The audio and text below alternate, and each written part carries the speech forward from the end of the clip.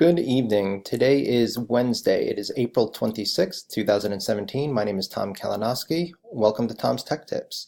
I have a couple of minutes before a board meeting, about 14 to be exact, so this one will be really quick.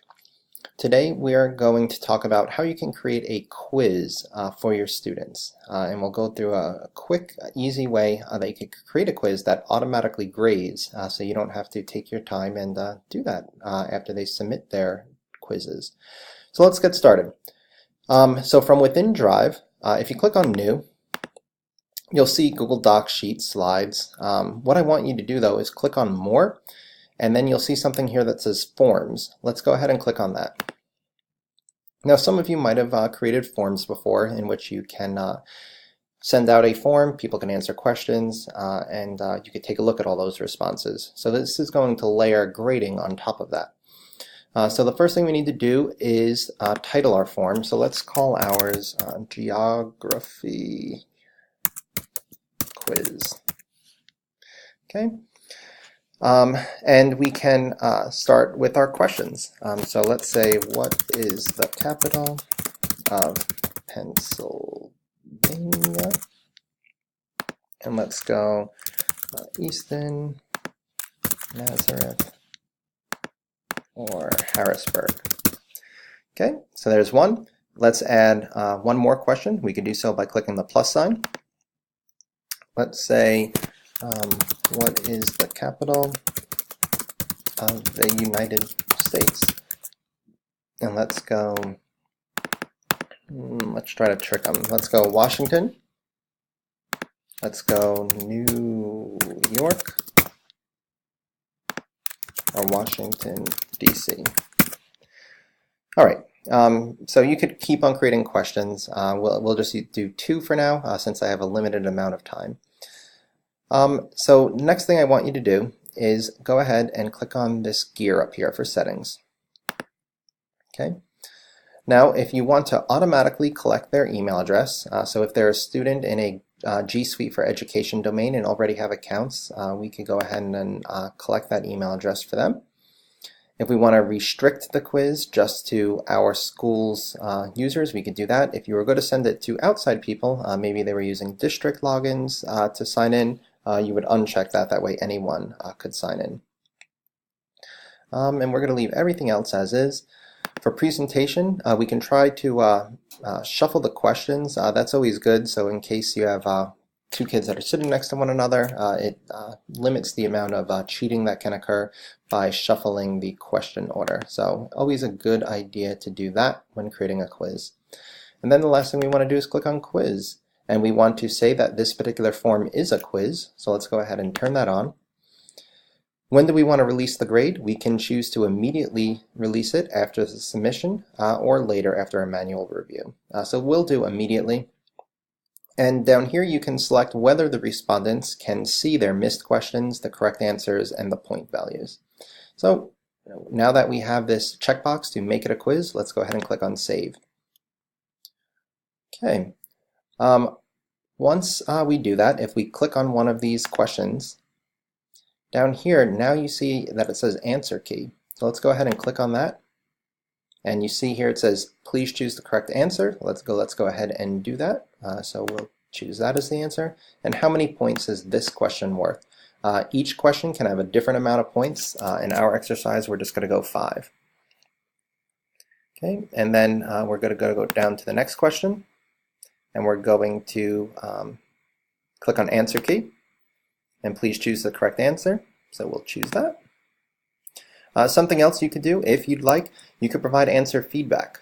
So they would see this information after they submitted their quiz and took a look at their grade or the amount of points they got. So you can enter in feedback for incorrect answers or correct answers.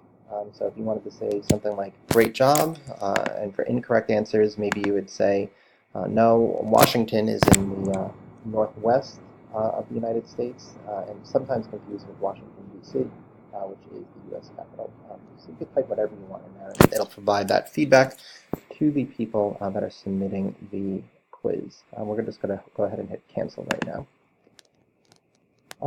And that really is it. So it's that easy to create a quiz. If you wanted to change the colors up a bit, you could do so by clicking the color palette here, and we could change it to say blue.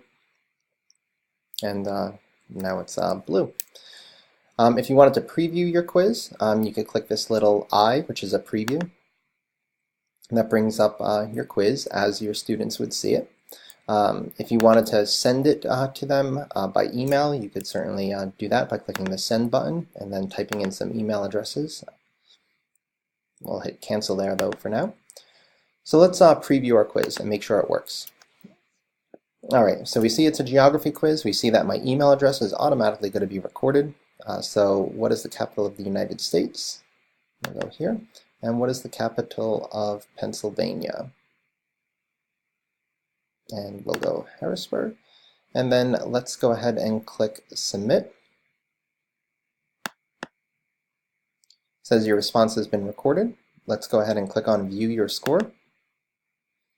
And immediately we can see that we got each of the questions right. You can see that I actually forgot one thing here. You can see that the capital of Pennsylvania got 5 out of 5, but this particular one didn't have any points. So let's go fix that real quick. If we close this, and close that and go back to our form, and go down to here, what is the capital? You could see that we forgot to put 5 points in there. So let's go ahead and do that. And let's go and preview that again. So now this time, if let's say we say New York and we say Harrisburg, we can see that they're each worth 5 points now. If we go ahead and click on submit and view your score, we can see that we got one right and we got one wrong.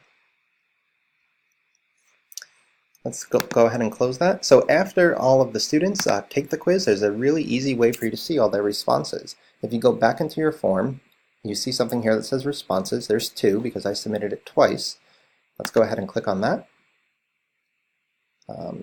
Here's a little message that's saying you can see a summary of responses or individual. We're just going to dismiss that by saying got it right now. So here we can see a breakdown of all of the responses. So we can see some graphs here. We can see their individual scores. So you could see I submitted it twice, but if you had a room full of students, you would see each student's email address, what they scored, and when they obtained that score. You can see on a per question basis where the students were successful and where they weren't.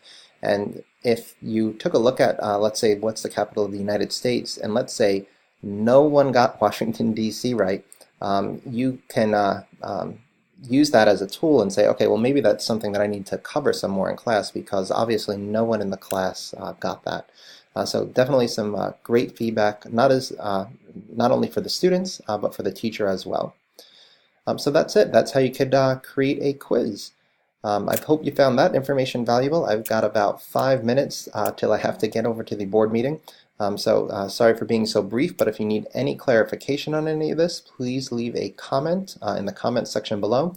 Or if you have any suggestions for future topics, please put that down there as well. If you'd like to be made aware of any videos that come out in the future, at the bottom left-hand corner, I believe, of this video, there should be a red subscribe button. Go ahead and click on that, and you'll get a notification anytime I post a new video in the future. Hope you guys have a great night. See you next time. Bye.